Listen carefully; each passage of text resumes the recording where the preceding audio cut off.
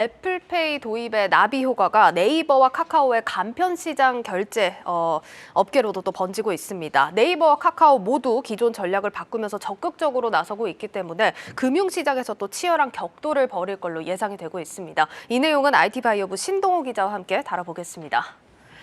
신 기자, 일단 애플페이가 등장하면서 국내 간편 결제 좀 판도가 흔들리는 것 같아요. 네, 맞습니다. 시작은 이 국내에서 시작된 이 애플페이 서비스 때문입니다. 예. 출시 첫날에만 봤었을 때 카드 등록 건수가 100만 건에 달하는 만큼 애플페이가 이제 국내에 상륙하자마자 돌풍을 일으키고 있죠. 시장에서는 삼성 갤럭시 사용자들의 아이폰 이동까지 또 예상하고 있는 상황입니다. 이렇게 되자 이 국내 대표 페이 업계인 삼성과 네이버, 또 카카오가 애플페이에 대적하기 위해 발등에 불이 떨어진 건데요. 가장 먼저 나선 것은 삼성이었습니다. 삼성페이가 이 생태계 확장을 위해서 서둘러서 네이버페이를 파트너로 택했습니다. 네, 네이버로서는 네이버페이의 온라인 전용이다, 이런 한계를 좀 이번에 넘어설 수 있지 않을까 좀 예상이 나오는 상황입니다. 네이버는 사실 이번을 계기로 영역을 더욱 확대하려고 하겠죠. 네, 맞습니다. 사실 네이버페이 같은 경우에는 이제 온라인에서만 사실 쓰였던 게 사실이죠. 네. 그랬는데 이 네이버페이가 오프라인 결제 시장 진출 자체가 2019년으로 이 경쟁 업계에 비해서 좀 다소 늦었고, 이 결제 방식을 QR코드로 지원을 해서 편의성 측면에서 조금 아쉬운 면이 있었습니다.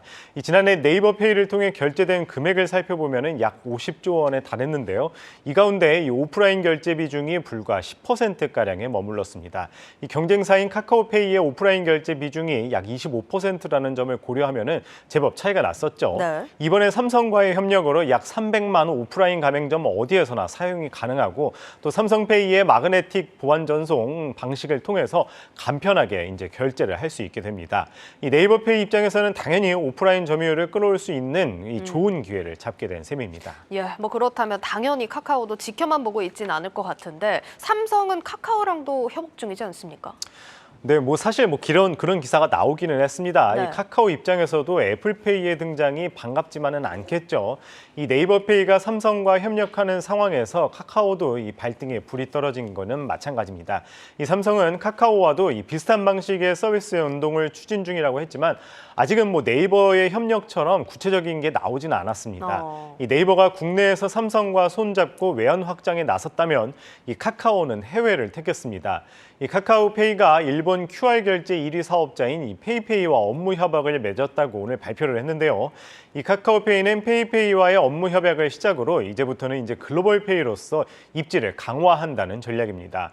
이 카카오페이 결제 서비스는 현재 일본 외에도 싱가포르라든지 마카오에서 이용할 수 있는데, 이 중국에서도 유일한 해외 간편 결제 서비스로서 이제 결제처를 넓혀가는 중입니다. 네, 그러니까 결국 간편 결제 시장을 놓고 네이버는 국내를, 또 카카오는 해외를 또 공략을 하는 것 같습니다. 이런 경쟁이 금융시장 전반으로 확대된다고요?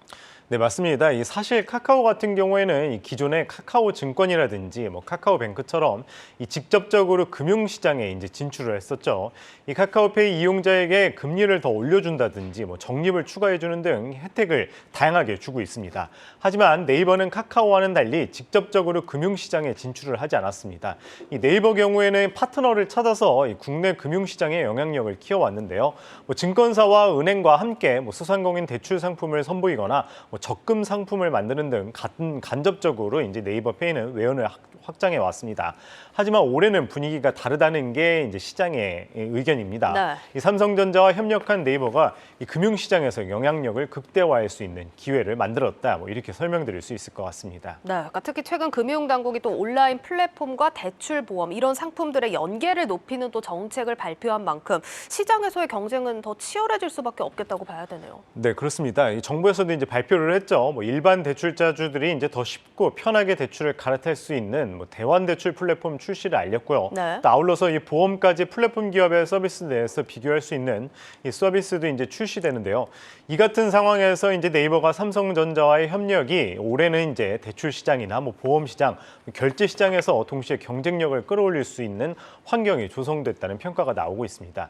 정책에 따라 이제 좀 더 지켜봐야겠지만 전문가들은 그간 직접적으로 금융시장에 진출한 카카오와 또 간접적으로 조용히 확장해온 네이버와의 경쟁이 이제 금융시장에서 본격적으로 이어질 수 있다는 분석도 나오고 있습니다. 네, 잘 들었습니다. IT바이오부 신동호 기자였습니다.